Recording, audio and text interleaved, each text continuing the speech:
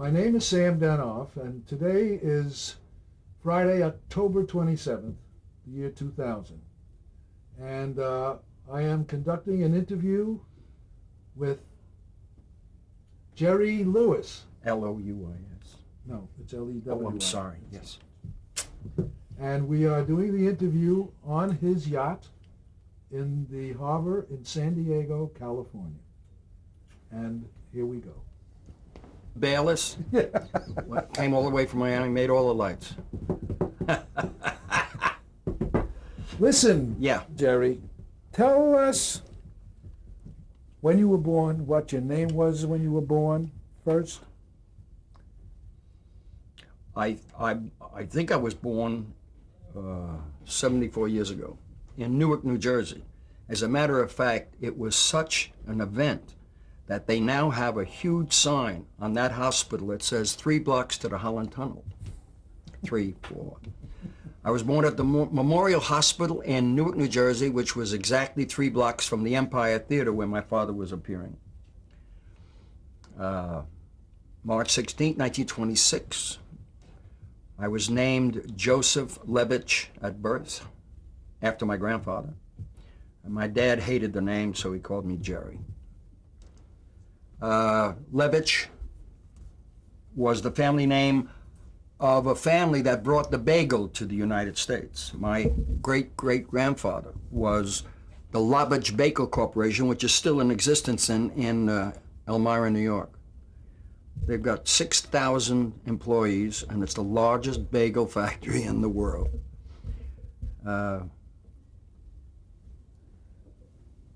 Yeah, I was born. Tell me your father's professional name and what he did and what his act was in show business. My dad was Danny, Danny Lewis, and he was really, he was a master. He was an incredible performer. He was a combination, I would say a combination of Jack Benny and Al Jolson, because he had Benny's pizzazz, he had Benny's class. He also was part skeleton, because when he was funny, he was hysterical. But my dad was the handsomest man. I mean, all of the women in the Boer circuit went crazy for my father. And when he would put a hat on, this handsome man turned to this, duh. He was wonderful. I would sit in the front from the time I was 5 years old and watched everything. And today, when I do a concert, like at the Orleans in Vegas, I do 2.5 hours. 30-piece orchestra, and I walk out and I do 2.5 hours, and it's everything I ever saw my father do. Not quite as good, but it's accepted. He was the ultimate performer, did it all. Everything from music to mime to monologue, sang like a bird. And my mom was his accompanist. So the music in my life and my dad's training, without us ever giving me a lesson verbally, all I had to do was watch him, and I emulated him so much. But he made sure that he made me change and find my own little Grinch, as it were, and he never wanted me to do what he did exactly. Take what I do, that's fine, but now use your own imagination. And he was a wonderful teacher. He worked in the Borscht Belt primarily. And people would say, you should be a big star, you're so talented. My father would say, I'm very happy here. I feed my wife and my son. We're here in the mountains for 10 weeks in the summertime. They have a roof over their head. He plays, has a wonderful time. What do I need? He never had any desire to get any larger. He had no aggressiveness in him, and he was a satisfied man. I used to say to him, Dad, my God, you could have been. He said, I was. What do you mean I could have been? I was the happiest man on the face of the planet, taking care of my family and performing. Mm-hmm. What would it be if the performance paid me $50,000? Would I enjoy it more? No. Why? Drive one car, eat one meal, one son. And he was so satisfied that it used to aggravate me. Tell me at what age you began to watch him and go to performances. Well, I was from in the womb. Make it a declarative sentence. Make it a declarative sentence. started to know. I think I started to see my father work when I was able to sit up late, maybe 4 years old, 5 years old, when my mom would let me stay up. Their shows in the mountains, I guess, were at 9 o'clock. And I watched everything he ever did. And that went on until I was probably 12, 13. I was just getting out of high school, second year of high school. 14. I was already being paid as a professional in burlesque. I was playing the Casino Theater in Toronto at 14. And, but what I learned in those years from 5 through 12, I mean, there's not a university in the world that could give me the education that I got. Because remember, I saw my dad on the stage, but then I saw my dad off the stage. And I was in awe of him. He was my hero. I mean, I would watch him defer to others. I would watch his sensitivity and his kindness to people. Sometimes I thought he was overly kind. But you can't put that definition on it because it was real. And I watched him as a man conduct business and conduct his life with other people. And the hero worship syndrome was there. I mean, that was my dad. My God, what a marvelous thing. I just wish all kids in the world felt that way about this being that was larger than life. And I really miss him a lot. We used to have such marvelous talks. Tell me about it. Were there any other relatives you were close to? Oh, my grandmother, my grandma Sarah. Oh God, I mean, I had a love affair with her. She was the wisest woman. I used to think if I went to the Vatican, and you see all the apostles up there, she'd be one of them. I saw my Jewish grandmother standing between Peter and Fred, or whatever their names were, you know. And she would say things to me like, the whole family, sweetheart, thinks you're crazy. But I know better. You're crazy like a fox. You're using all of them for an audience. They tell you what you're doing is good or it's not, and it's terrific. But they think you should be put in a home. The family were really, really uncertain as to my mentality, because I did everything so physical. I mean, my Aunt Rose had a chandelier that was put in her home, and they put it in like they were waiting for an earthquake or something was going to happen. They wanted to be sure it was in. Well, they built beams and locks and chains because this chandelier cost maybe $2,000-$3,000 in those days, right? And I would swing on it. Oh God, what I carried on. I'd have a banana and I'm swinging on it, and they're trying to eat, right? And I'm over their head, and naturally they thought I should be put away. But then my grandmother was there to say, it was fine. It was fine. Because I had so much remorse because the family really made me think I was abnormal. They really did. They all, of course, found that I was right years later. All of a sudden, when Dean and I got together, I had family I never knew. From North Dakota, family. How does that happen? Alongside all of this, there was school. Tell me about school. Well, I went to school like most kids, but I was traveling with my father and my mother a great deal. In the first 5 years of school, that was probably first grade through 6, I was traveling with them a great deal because my dad wanted us to maintain the family unit, and I was in 5 or 6 different schools around the country, which made it very difficult. Difficult for them, difficult for me. And I couldn't wait to get out of school. I hated it with a passion because I had things to do, and I was figuring the world was running away and I wasn't part of it. Fellas, Joe, Scotty, we're shooting. Talking in the background doesn't make it good. Now, what'd you say? Were you ever expelled from a school? Yes. I was expelled in the second year of high school. For what? Well, we had a principal named Alfred Herder. Mr. Herder felt that the Jews should go back to Africa. I used to say to him, that's not where they're from, but that's what he used to say. He was an anti-Semite, of the first order.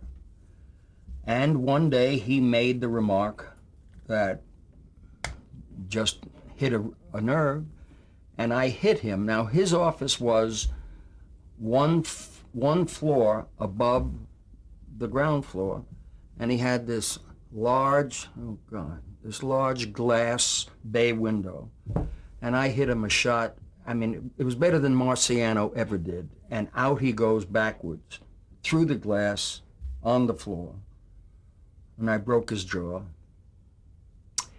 And they had a victory dinner for me. All of the Jews in Irvington, New Jersey. They thought I was some kind of hero, but I wasn't at that school no more. So I completed my education at the age of 16 and quit. But he was asking for it. I mean, there was every kid in that school with me that wanted to deck him, and it was wonderful. He has great-grandchildren that I'm trying to find. I want to deck a few of them, too. I guess you wanted to be an entertainer from the beginning, or was that a conscious thing of yours? Oh, yes. All the mimicking and the jokes and stuff? But I had my great love was for my father's physicality. I didn't realize that singing meant anything, and I didn't realize that having the talent to play the piano, which today I dread that I didn't let my mom teach me, because it would have been a great tool. I mean, Victor Borge is a perfect example of what a man could do with a piano and comedy. But I watched my dad's physicality. He was brilliant. He had body languages that were, I mean, he had a half a dozen of them. When he did mime, his body was one way. When he was singing, it was another. And I wanted so much to do physical, visual comedy. So much so that I wouldn't think in terms of jokes. And at 14, I didn't have that many options. So I was doing a record act. And it enabled me to do facial expressions and physical movement. And it was a great act to get started in. But if I ever finished a recording and I had to say, ladies and gentlemen, this next, I never said anything. I went from one segue right to the other, just so I didn't have to talk.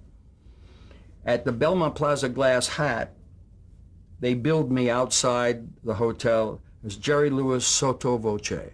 Oh, wonderful. I thought that was beautiful. I didn't know what it meant at the time.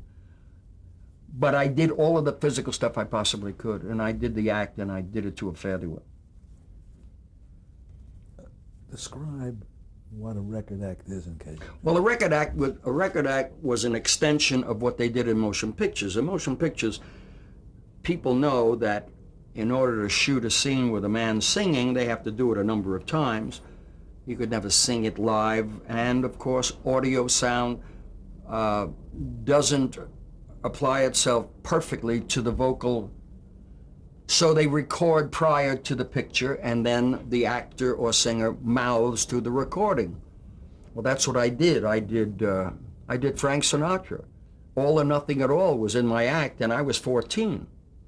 No, I was going to wind up being one of his best friends, and he was going to be one of my best friends. But at the time I did All or Nothing at All, and I played the Laurel and the Pines in the war circuit, they paid me $15 for that gig. Now I just did an arrangement of Sinatra's that he had given me at the Orleans, and I'm still making $15, but it's a wonderful thing over all those years. Tell me about the Browns and how influential they were in your life, Browns Hotel. Well, the Browns is where my dad worked, and I at that time was about 13 years old, and I was working as a busboy. My dad got me the job, and then they had an athletic director who had a heart attack, and now they had no athletic director, so they said, you can do that in the afternoon. So I was a busboy in the morning, a busboy at lunch, then I would do calisthenics. I weighed 72 pounds. I mean, it was like a pipe cleaner giving calisthenics, right? They threw the medicine ball at me one day and broke both of my shoulders from this medicine ball. I did that, and I would work with my dad at night in the casino during the show. I would do one of my record numbers or something. And I had a wonderful, wonderful time at Brown's, and they were very supportive. They ordinarily would never allow a worker on the staff be in the shows that were really done. My dad had an entire repertory company, and they did wonderful shows. But if Aunt Lil and Uncle Charlie weren't my dear friends, I could never have gone on with my dad. They wouldn't have allowed it. But because it was me, they let me, and I had an opportunity to really test the water. And I stayed loyal to them for 50 years. They put large signs on the highway going up to the Catskill Mountains. Brown's Hotel, Jerry Lewis's favorite resort. They had my picture on it. And they could do anything they want. That was okay with me. They named shish kebab after me, the Jerry Lewis shish kebab. He used to love to eat. I never ate shish kebab, but if that's what they want to advertise, that's okay. And I would do a show once a year for Aunt Lil. I would go up to Brown's and bring my staff and my musicians and everybody, and we would do a show one night every year, and I did that for like 30 years. The Borscht Belt, people just tell everybody exactly what the Borscht Belt was. The Borscht Belt was a community. It was a community within about 30 square miles of 130 hotels. And the hotel was, for $55, you could have room and board for an entire week. And if you bring your child, it's $55 for you, $55 for the parent, and the child is half, and sometimes nothing. So that plain people could come up from New York and have a wonderful week's vacation for very affordable prices. And they had shows at night, and they had 3 meals a day, and they had beautiful accommodations, and there was boating and swimming and golf and all the things you could do. And the borscht circuit was that at lunch you'd have borscht one day, you'd have dairy products for lunch, and in the evening you would have meat products. And the food and the dietary, the cuisine was magnificent. They would get chefs from all over the world to make Jewish food. And the people that paid $55, you would see a man sit there and order the second entree, let me have another half a chicken. Wait a minute, another half a chicken. You had 3 pieces of chicken already. At these prices, I'm going to have chicken, and I'm going to have soup and maybe a salad later. And I think maybe I'll eat what he's leaving over also. I'll have that. And it was usually a guy that looked like Raymond Burr, and he would come into the dining room. The dining room opened to 6:30 for breakfast. He was there at 4:15. He was having juice already and coffee and a few Danish, and then he would have breakfast when the people came in. And they really took advantage of this wonderful, it became a family in a week. Husbands were fooling around with other wives were fooling around with other people, and the husband would come up over the weekend. Oh, sweetheart. And everyone in the dining room would go, oh, sweetheart. Little does he know that she's been fooling with the Mexican musicians. And it was like that. But the education, the time of your life, a brilliant book written about the Borscht Circuit. There was so much to see and so much to do, and the very nature of society was there for you, and our culture was there. And although a lot of people had this misnomer, it was Jewish Alps, the Catskills. No, not necessarily. They were on the other side of the Catskills. There was a whole Gentile community that did the very same thing. But we had the opportunity of working at a hotel at 7 o'clock and driving to another hotel for an 8:30 show and another show at 11. And, you get $15 for one of those nights, one of those shows, and you get 3 of them, you got $45. And for a 14-year-old kid in 1942, it's a lot of money. $45 on a one night on a Saturday. Then on Sunday you might play 2 hotels and pick up another 30. You're in $75 for the weekend. Now the thing that was so wonderful for me was that I was a part of the busboy team. There might have been 25 busboys in this huge dining room. And you would be working to 60 people. 10 tables of 6, let's say. Now the waiter would always get $20 tip for the week, and the busboy would get 10. My waiter made somewhere between $400 and $450 a week in tips, and I was getting $850, $900 in tips. The other busboys were getting a couple hundred. I was getting $850 or $900 because I knew everybody's name And I played to every individual when I would serve them their coffee or clean the table. I'd do 3 minutes here, 2 minutes there, physical, funny, laughing. And then the tips are coming to me, and my Aunt Lil would say, don't tell Smitty, the waiter, don't tell him what you made this week. And I was putting away $900 for 10 weeks. I got $9,000 at the end of the summer. And the kids who were getting $2,000 for the summer were paying their college. I was taking that money and buying Al Jolson records. I was in great shape. Then I could get extra money if I served tea at 4 o'clock in the afternoon. That was a tea girl's job. Well, I would do shtick with the head dress they wore and the apron, and I would serve them tea. Did you want to have a petit four or maybe just a cookie? And I would do bits there, and now I'm getting tipped from the people that were not at my station that tipped me, but these were people who I was serving in the tea room. So the $900 I got from the dining room, I put together with the $300 I got from them. I was really doing big business. I was making more than my father. My father's deal at the hotel, I think he was getting $750 a week with room and board and my mom and his son. I'm making $900. And my father is the headliner at the hotel. And he got an extra $350 for working and rehearsing the repertory company. So he was doing very well. You know, he was making a G note a week, very close to what his son was getting. But when I added the tea room, I was making more than my father.